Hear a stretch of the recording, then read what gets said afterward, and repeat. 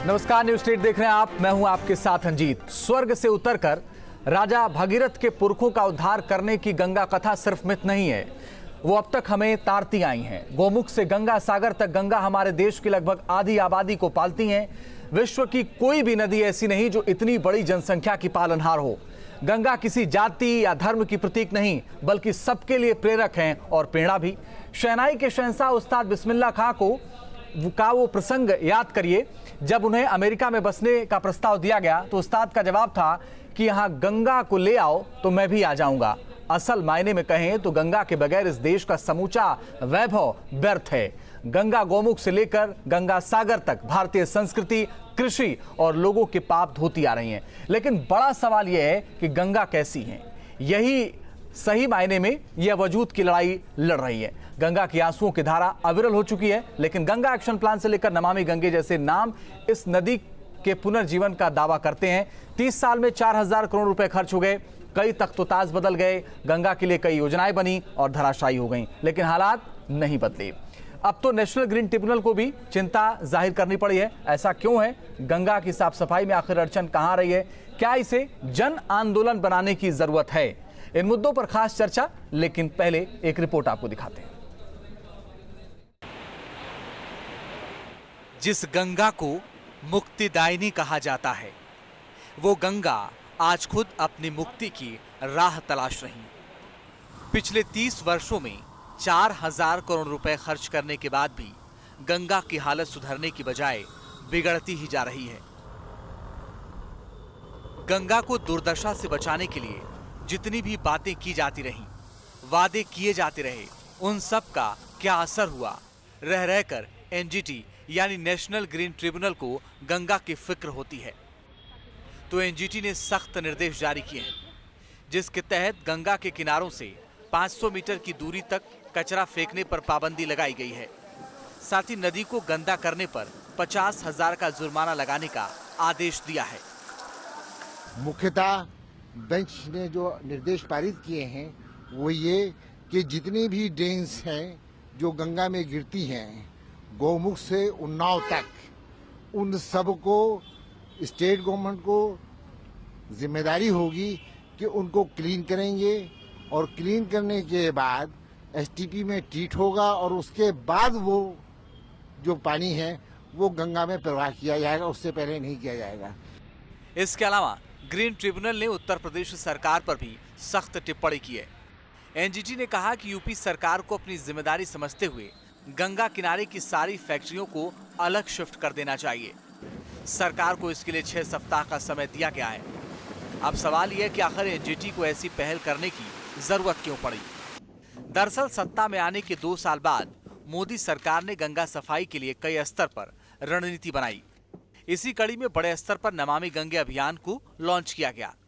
इसके लिए 3 साल में 12,000 करोड़ खर्च करने का प्रावधान भी हुआ, लेकिन अभी तक सिर्फ 15% रकम ही खर्च की जा सकी है।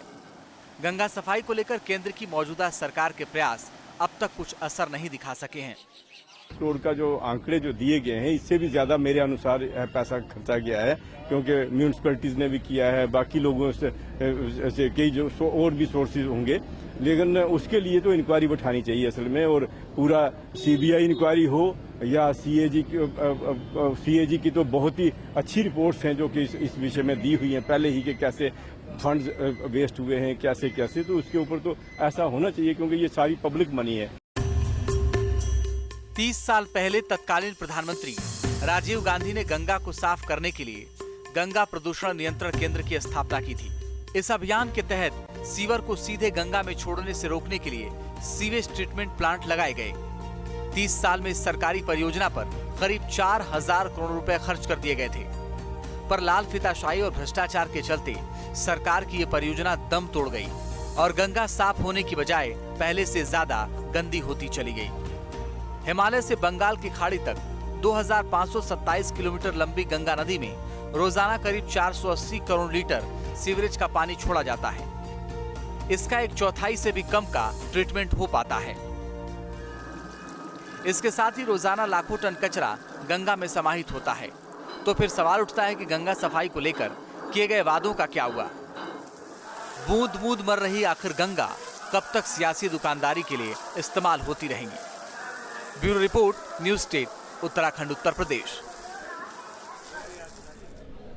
तो एनजीटी ने जो आज आदेश दिए हैं उस पर हम चर्चा करेंगे। मेरे साथ चर्चा के लिए तमाम खास मेहमान भी जुड़े हैं, लेकिन उससे पहले कुछ अहम सवाल हैं जिन पर हम चर्चा करेंगे। एक एक सवाल वो आपके सामने रखते हैं।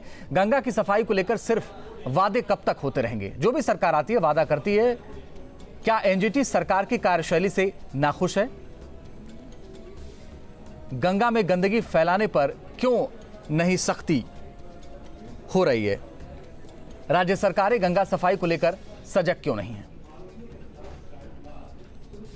क्या गंगा सफाई अभियान को जन आंदोलन बनाने की जरूरत है? सबसे महत्वपूर्ण सवाल यह है, इस पर हम बात करेंगे। और मेरे साथ ज्यादा जानकारी के लिए मेरे साथ भारतीय जनता पार्टी के पूर्व प्रदेश अध्यक्ष और वरिष्ठ नेता बीजेपी के लक्ष्मीकांत वाजपेयी साहब जुड़ रहे हैं, और मेरे साथ समाजवादी पार्टी के नेता अनुराग भदौरिया साहब जुड़ रहे हैं। आप दोनों का बहुत स्वागत है। इसके अलावा मेरे साथ संवाददाता अमित सिंह जुड़ रहे हैं हमारे साथ कानपुर से। अमित, मैं आपके पास आऊं, लेकिन उससे पहले मैं लक्ष्मीकांत वाजपेयी साहब आपके पास आना चाहूंगा। आज जो एनजीटी ने कहा है, जो आदेश दिया है, उसको मुझे लगता है कि पूरी तरीके से आप लक्ष्मीकांत वाजपेयी साहब समझ लिया होगा आपने जी। कैसे इसको इंप्लीमेंट करेंगे? क्योंकि 500 मीटर के दायरे में आप कचरा नहीं फेंकेंगे जी। पूरी तरीके से इसको 100 मीटर के दायरे में कोई डेवलपमेंट नहीं होगा। कैसे करेंगे इसको इंप्लीमेंट? कैसे करेंगे आप? क्या रणनीति है आपके पास?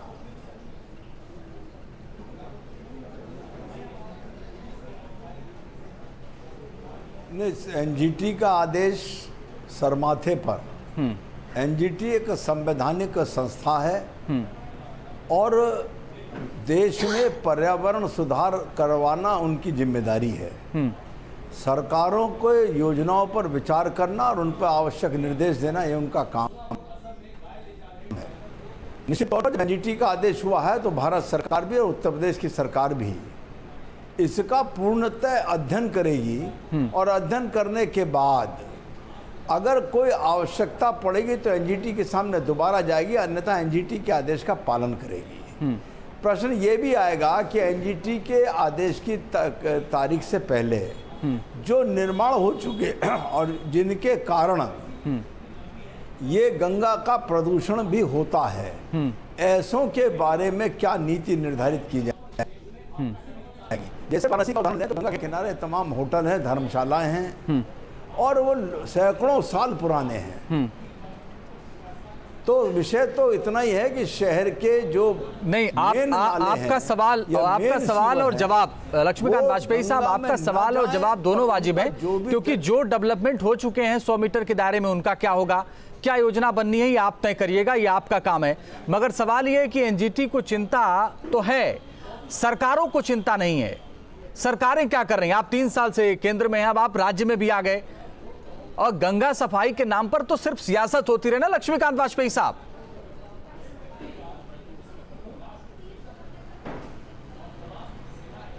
नहीं, मैं इससे सहमत नहीं हूं। भारतीय जनता पार्टी की दिल्ली की सरकार और आदरणीय प्रधानमंत्री नरेंद्र मोदी जी की मंशा इस बात से स्पष्ट हो जानी चाहिए कि गंगा का मंत्रालय अलग बनाया है वर्तमान की भारत सरकार ने, और जो पूर्व में सरकारों के द्वारा गंगा को शुद्ध करने की दृष्टि से काम हुई, उनसे सीख लेकर आगे की योजनाओं को और अधिक व्यवहारिक बनाने का काम किया गया है। मैं कोई राजनीतिक बात नहीं करूंगा, कोई राजनीतिक आरोप नहीं लगाऊंगा, लेकिन वर्तमान भारत सरकार और अब प्रदेश में भारतीय जनता पार्टी की सरकार आने के बाद एक तालमेल के साथ उस योजना को लागू करेंगे। काम इतना बड़ा है, नहीं काम बहुत बड़ा, लेकिन 3 साल में तो कुछ दिखना चाहिए। निर्मल बनाना इस देश 3 साल में तो कुछ दिखना चाहिए ना लक्ष्मीकांत वाजपेयी साहब काम। आप एक जिम्मेदार राजनीतिक दल के हैं और आप एक जिम्मेदार राजनेता हैं। आप बता दीजिए कितनी गंगा साफ हो गई, गंगा कितनी साफ हो गई, अब इतना बता दीजिए लक्ष्मीकांत वाजपेयी साहब।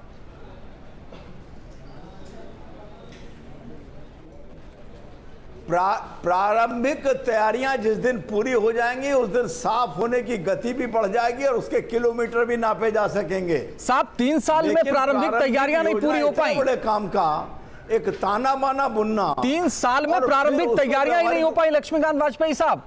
एक बड़ा बजट खर्च हुआ है, पूरी हुई है, काम 1836 करोड़ 40 लाख रुपए खर्च हो गए और आप कह रहे हैं प्रारंभिक तैयारी नहीं हो पाई। क्या हो गया? 1836 करोड़ रुपए आपकी सरकार आने के बाद लक्ष्मीकांत वाजपेयी साहब खर्च हो गए। बिल्कुल निश्चित तौर पर 4,000 करोड़ रुपए राजीव गांधी जी के समय खर्च हुए थे और उनको भी अपेक्षित परिणाम नहीं मिला था। मैं बिल्कुल कोई उसमें राजनीति की बात नहीं करूंगा। अब की बार जो तैयारी है, तो आप कब तक ये बात दूसरों पर डालते रहेंगे? और जो बात आप कह रहे हैं लक्ष्मीकांत वाजपेयी साहब, मैं एक चीज यहाँ क्लियर कर दूं कि आपकी सरकार ने एनजीटी में बताया है कि नहीं, आपकी सरकार ने एनजीटी को बताया है कि केंद्र का तकरीबन 4,800 करोड़ रुपए खर्च हुआ है गंगा सफाई पर, और राज्यों का जो खर्च हुआ वो अलग खर्च हुआ। उस पर मैं बात करूंगा आपसे, आपके पास आऊंगा। लेकिन अमित, एक बड़ा सवाल है, मैं अनुराग भदौरिया के पास जाऊं उसके पहले अमित आपके पास। कानपुर में एक बड़ी समस्या है सीवरेज का, और जो पानी, गंदा पानी जाता है गंगा में या जो घरों से निकलता है उसका बहुत कम ट्रीटमेंट हो पाता है। ऐसी स्थिति में कैसे हो पाएगा? ये संभव लगता है आपको आने वाले वक्त में इतना जल्दी?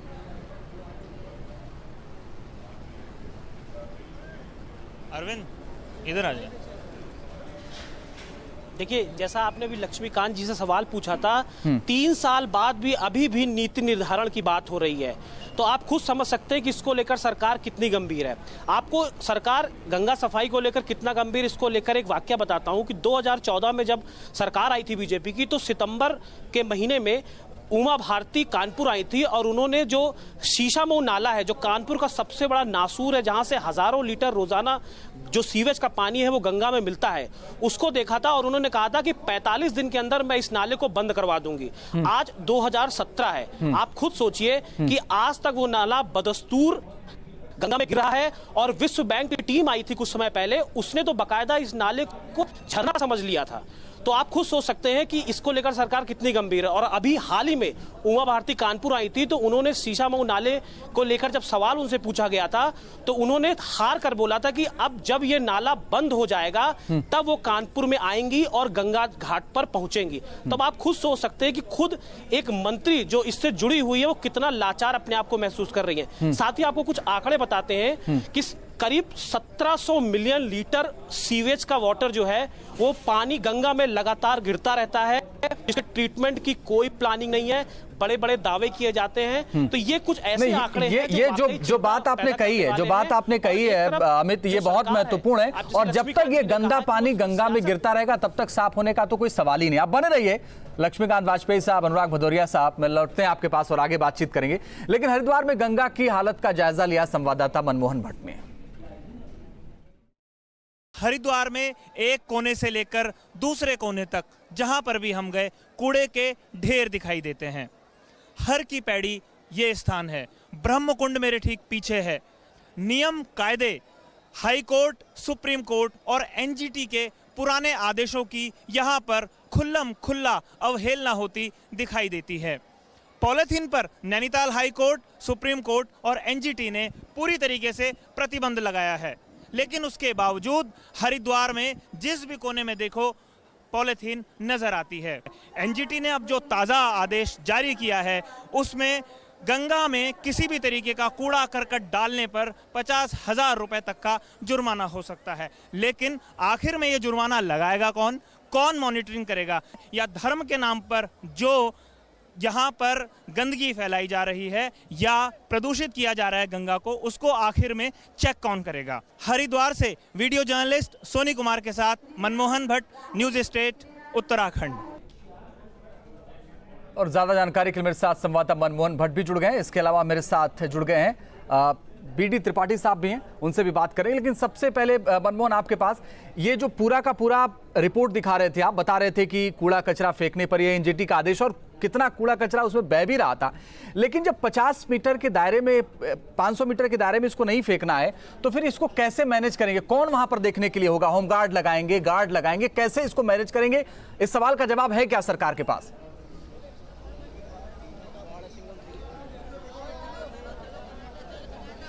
देखिए, बहुत स्पष्ट सी बात है कि जितने भी आदेश हैं, चाहे वो नैनीताल हाई कोर्ट का है, सुप्रीम कोर्ट का है या एनजीटी का है, ये आदेश पारित जरूर हो रहे हैं, लेकिन इंप्लीमेंट तो लोकल बॉडीज को करना है, जिला प्रशासन को करना है, म्यूनिसिपल कॉरपोरेशन को करना है। तो वो आदेश कैसे इंप्लीमेंट होंगे, ये अपने आप में याद आ रहा है। आज से करीबन 10 साल पहले सुप्रीम कोर्ट ने एक गाइडलाइन जारी करी थी कि गंगा के 200 मीटर के दायरे में कोई कंस्ट्रक्शन नहीं होगा। ये एक डायरेक्शंस थे, लेकिन उसके बावजूद भी कोई ऐसा तो दिखाई नहीं दिया कि कोई कंस्ट्रक्शन रुक गया हो। तमाम जो गंगा के किनारे बसे हुए शहर हैं, हरिद्वार और ऋषिकेश में खास तौर से खूब कंस्ट्रक्शन हो रहा है। और ये मेरे पीछे गंगा नदी बह रही है, हरिद्वार में हम हैं, इस समय बरसात का सीजन है। अगर मैं देहरादून से बात करूं, सुसुआ, रिस्पना और बिंदाल 3 नदियों का पानी, और अगर मैं ऋषिकेश की बात करूं तो वहां की चंद्रभागा नदी, सीवर का जो है वो सारा यहाँ आता है, क्योंकि जितनी सबसे बड़ी समस्या जो खुल करके सामने आ रही है, सीवर की समस्या एक बड़ी समस्या। मनमोहन, लौटते हैं हम आपके पास, आगे बात करेंगे आपसे,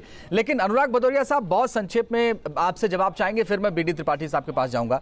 सरकारें कोई भी आए, सरकारें कोई भी जाएं, 85-86 से यही चलता रहा। 5,000 करोड़ रुपए केंद्र ने खर्च कर दिए, राज्यों ने भी पैसा खर्च किया होगा, जो नीति बनाई गई थी उसमें राज्यों को भी खर्च करना था, काम एक पैसे का नहीं हुआ। यानी कोई भी सरकार रहे, कोई भी, अब आप विपक्ष में, पहले सरकार में थे, तो सिर्फ गंगा के नाम पर तो सिर्फ सियासत होती रही।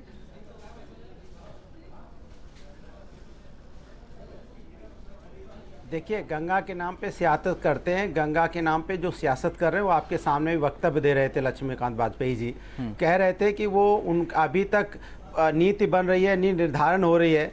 इनसे मैं पूछना चाहता हूं कि आप गंगा मैया के लिए इतना हल्ला मचा रहे थे कि गंगा मैया अपवित्र हो गई है और हमें नींद नहीं आती है, बीजेपी वाले लोग, नींद नहीं आ रही थी उनको।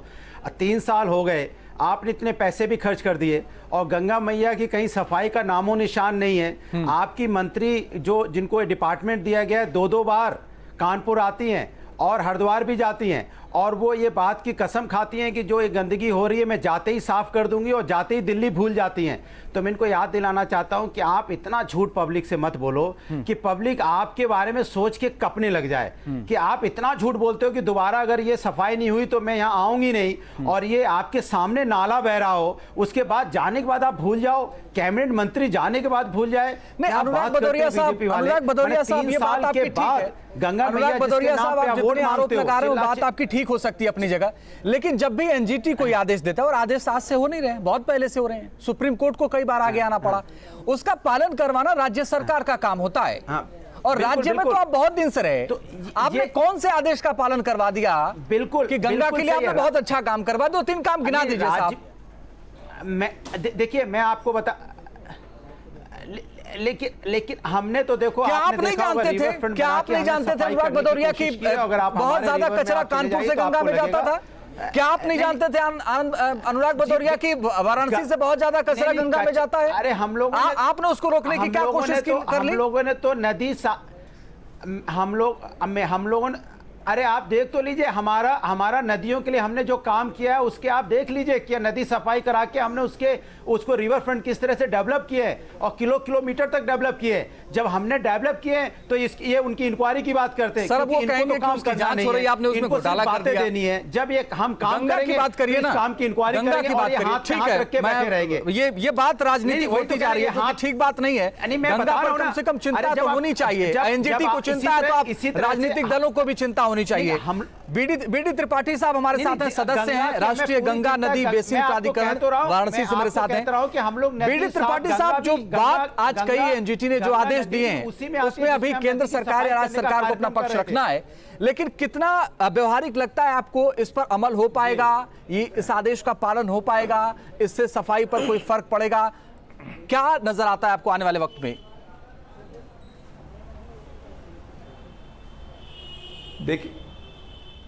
देखिए ऐसा है कि गंगा में चाहे कूड़ा हो या सीवेज हो या किसी प्रकार के प्रदूषकों को न गिराया जाए। ये 1986 में इन्वायरमेंट प्रोटेक्शन एक्ट बना था, उसके तहत ऑलरेडी दंड का प्राविधान भी है और समय समय पर हमारे कोर्टों ने भी अपने आदेश दिए हैं।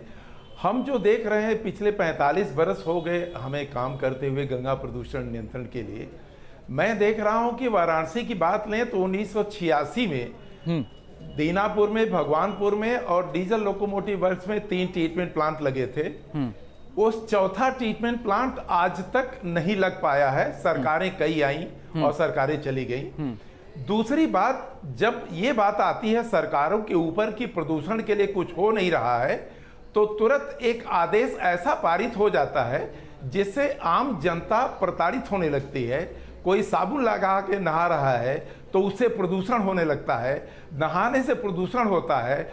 और तो और हास्यास्पद बात लगती है जब ये बातें होने लगती हैं कि माला फूल गिराने से गंगा में प्रदूषण हो रहा है और कई हजार लीटर जो है वहीं पर मल जल गिर रहा है, वो किसी को नहीं दिखाई देता है। हमारा कहना है कि सभी राजनीतिक दलों को गंगा के नाम पर एक होना पड़ेगा और एक पॉलिसी बनानी पड़ेगी जिसमें आपको प्रायोरिटी डिसाइड करनी पड़ेगी। और प्रायोरिटी में सबसे ज्यादा हमारे सीवेज और मलजल हैं, उसके बाद इंडस्ट्रियल इफ्लुएंस से निकलने वाले हैवी मेटल्स जिससे सबसे ज्यादा प्रदूषण हो रहा है, लेड, कैडमियम, क्रोमियम, निकिल, ये सारी चीजें आ रही हैं। और जितने भी ट्रीटमेंट प्लांट हैं, चाहे हरिद्वार में लगा हो, कानपुर में लगा हो, आपके बनारस में लगा हो, इलाहाबाद में लगा हो, किसी भी ट्रीटमेंट प्लांट से हैवी मेटल्स को दूर नहीं किया जा रहा है। तो जो टेक्नोलॉजी भी हम यूज कर रहे हैं वह हमारी ऐसी टेक्नोलॉजी नहीं है जिससे कि हम प्रदूषण नियंत्रण की बात बीडी त्रिपाठी साहब, मुझे 1 मिनट का वक्त दीजिए, मैं आपके पास दोबारा आ रहा हूं और आगे भी आपसे बात जारी रहेगी। निश्चित तौर पर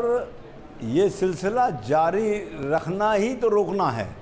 ये सिलसिला जिस दिन रुक जाएगा उस दिन निश्चित तौर पर गंगा की वास्तविक अविरल और निर्मलता का काम शुरू हो जाएगा। लेकिन आपको इतना अनुभव में आ गया होगा कि इन सब कामों को करने की वर्किंग एजेंसियां तमाम हैं, अलग अलग विभाग हैं, उनमें सब में तालमेल बैठे और उनके काम की मॉनिटरिंग हो। ये सब आपको तो करना है। सामने आएगा। मैं एक बात जरूर कहना चाहता हूं, अपने समाजवादी पार्टी के मित्र ने जो कुछ बोला, हाँ हम करेंगे, हम कमिटेड हैं और करेंगे, और बिना किसी पिछली सरकार पर कोई लांछन लगाए हुए करेंगे ना कोई हम बात करना चाहते।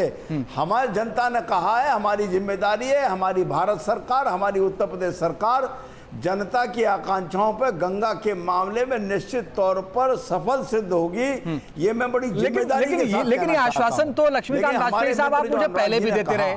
आप प्रदेश की जनता को आश्वासन तो पहले भी देते रहे, लेकिन 3 सालों में तस्वीर बदली नहीं। चिंता की बात तो यही है, चिंता की बात तो यही है कि तस्वीर बदली नहीं। इन 3 सालों में सीवरेज रोके नहीं जा रहे हैं, गंगा प्रदूषित होती जा रही है। ऐसा कुछ तो कर लीजिए साहब, गंगा के नाम पर सियासत कब तक चलेगी? काम करने के लिए आप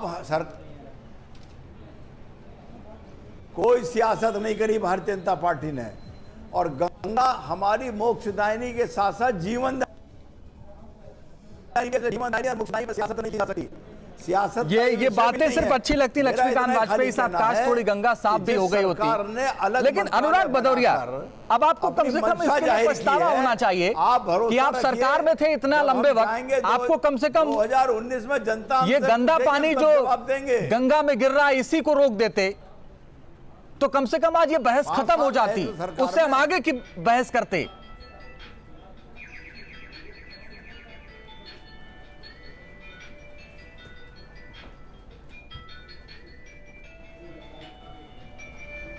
अनुराग, आपको आवाज मिल पा रही है? चलिए अनुराग साहब पर। बीडी त्रिपाठी साहब, जो एनजीटी ने आदेश दिए, आपको लगता है कि इसमें कम से कम सरकार को एनजीओ को शामिल करना चाहिए, तमाम जो सामाजिक संगठन है उनको शामिल करना चाहिए? मुझे लगता है कि जब तक एक क्रांति नहीं होगी गंगा को साफ करने की, तब तक ये संभव ही नहीं है कि आप इन गंगा को साफ कर पाए, इसके लिए आगे काम कर पाए। पैसा फूकते रहिए, सियासत करते हैं, सब चलता रहेगा, गंगा साफ नहीं होगी। नहीं, आपके बात से मैं सहमत हूं कि जब तक लोगों के अंदर से जागरूकता नहीं आएगी, लोग अंदर से स्वयं नहीं जगेंगे, तब तक गंगा की समस्या का समाधान नहीं हो पाएगा।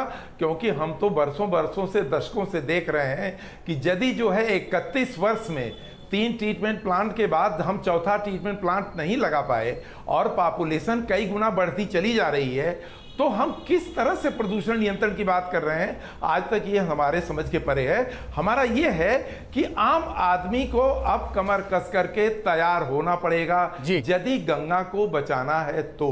और गंगा के प्रदूषण की समस्या तो थी, अभी तो गंगा में पानी की समस्या आ गई है कि आगे आने वाले माफ करेगा विधि त्रिपाठी साहब, वक्त इतना ही था इसलिए आपको बीच में रोकना पड़ा। बहुत बहुत शुक्रिया विधि त्रिपाठी साहब, लक्ष्मीकांत वाजपेयी साहब, अनुराग भदौरिया साहब, आप सभी का बहुत बहुत शुक्रिया। मेरे साथ अमित सिंह जुड़े रहे और मेरे साथ मनमोहन भट्ट जुड़े, आपका भी बहुत बहुत शुक्रिया इस जानकारी के लिए। भगीरथ को अगर पता होता कि गंगा की ये दशा हो जाएगी, शायद उन्होंने भी कभी नहीं सोचा होगा कि गंगा की ये दशा हो जाएगी। फिलहाल के लिए खास पेशकश में बस इतना ही।